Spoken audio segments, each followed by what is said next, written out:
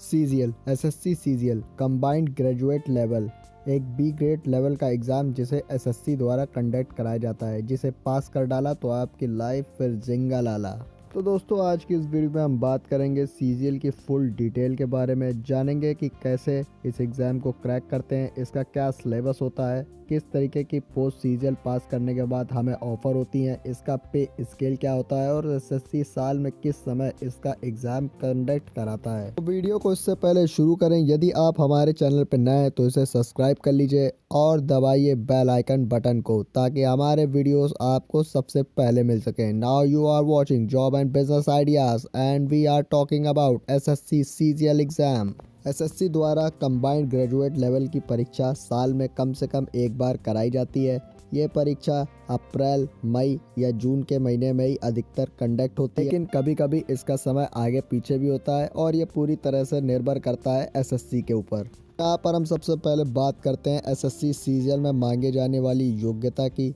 अगर बात क्वालिफिकेशन की करी जाए तो इस परीक्षा में बैठने के लिए आपके पास कम से कम ग्रेजुएट की डिग्री होनी ही चाहिए, जो कि किसी भी मान्यता प्राप्त यूनिवर्सिटी से कंप्लीट करी गई हो। एसएससी सीजीएल के एग्ज़ाम में जितनी भी पोस्ट होती है उनमें ज़्यादातर पोस्टों में कोई भी मार्क्स बाउंडेशन नहीं होती है कि आपको ग्रेजुएशन इतने परसेंट से पास होना चाहिए तभी आप इस परीक्षा में बैठ सकते हैं। ऐसा कोई भी रूल नहीं है।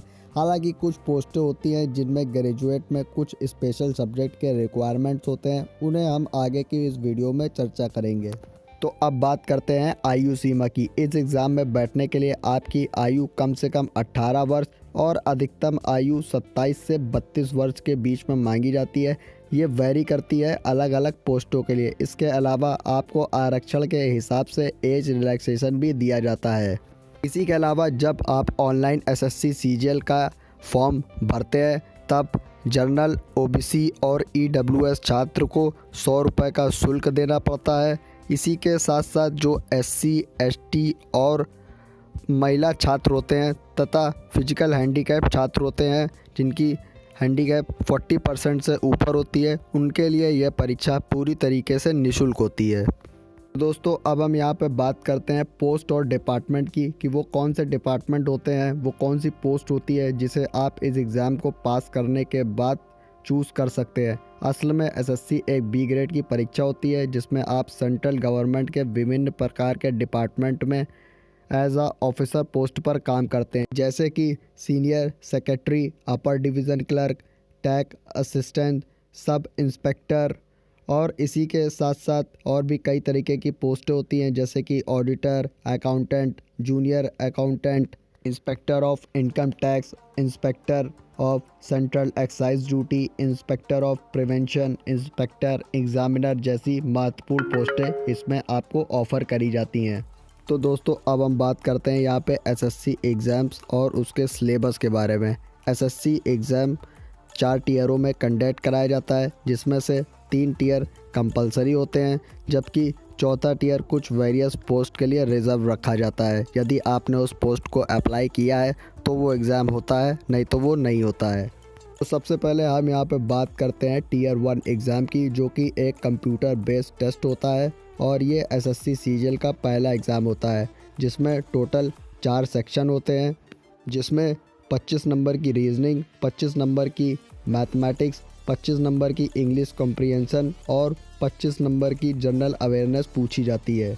इस परीक्षा को करने के लिए आपको टोटल 60 मिनट दिए जाते हैं, जबकि कुछ हैंडीकैप टाइप के छात्रों को इस एग्ज़ाम को पूरा करने के लिए 1 घंटा 20 मिनट दिया जाता है। इस एग्ज़ाम की जो निगेटिव मार्किंग होती है वो 0.50 होती है, यानी कि अगर आपने 2 क्वेश्चन गलत कर दिए तो आपके एक सही क्वेश्चन का नंबर भी काट लिया जाएगा। जो छात्र सक्सेसफुली टीयर 1 के एग्ज़ाम को पास आउट कर लेते हैं उन छात्रों को टीयर 2 के लिए बुलावा पत्र भेजा जाता है। यह एग्ज़ाम भी टीयर 1 की ही तरह कंप्यूटर बेस्ड टेस्ट आधारित होता है। इस टीयर 2 एग्ज़ाम में टोटल 4 तरीके के पेपर होते हैं, जिसमें से 2 कंपलसरी पेपर होते हैं जो कि सभी पोस्टों के लिए अनिवार्य होते हैं, जबकि पेपर 3 और पेपर 4 अलग अलग डिफरेंट टाइप की पोस्टों के लिए होते हैं। जो पहला पेपर होता है वो मैथमेटिक्स का होता है जिसमें 100 क्वेश्चन आते हैं और ये 200 नंबर का पेपर होता है। इसके लिए आपको 2 घंटे का समय मिलता है। इसके अलावा दूसरा पेपर इंग्लिश का होता है जिसमें 200 क्वेश्चन आते हैं और ये 200 मार्क्स का होता है। इसके लिए भी आपको 2 घंटे का समय मिलता है। जबकि तीसरा पेपर स्टैटिक्स का होता है, इसमें भी 100 क्वेश्चन आते हैं और ये 200 मार्क्स का होता है, लेकिन ये सिर्फ वही छात्र देते हैं जिन्होंने जूनियर स्टैटिक्स ऑफिसर की पोस्ट के लिए अप्लाई किया होता है।